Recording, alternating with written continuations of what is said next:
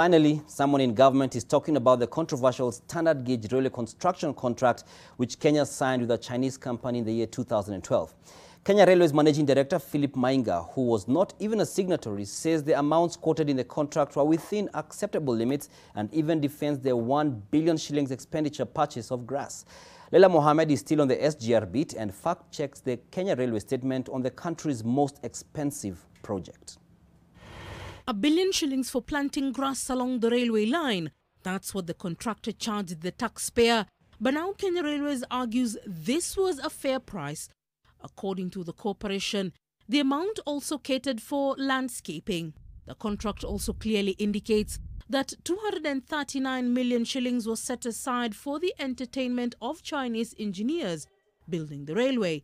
Mainga now says entertainment here means something else.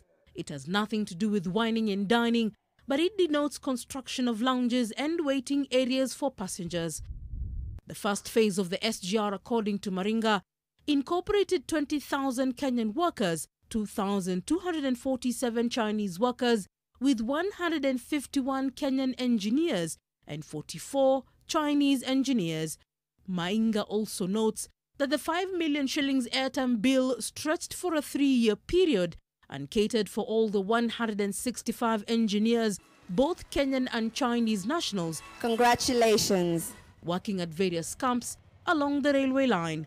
57 million shillings was used to furnish offices, residences of the engineers, and also purchase survey equipment for all the 9 construction units of the first phase of the SGR. In the bill of quantities, 2 cadres of engineers were expected to be provided with furnished accommodation.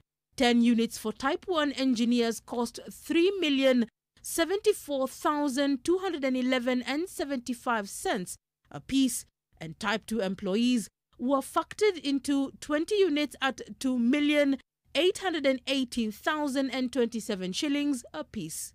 Mainga says that over 1,000 local suppliers were brought on board the SGR and provided material, equipment and machinery. 404 local subcontractors were also part of the gravy train. Leila Mohammed, NTV.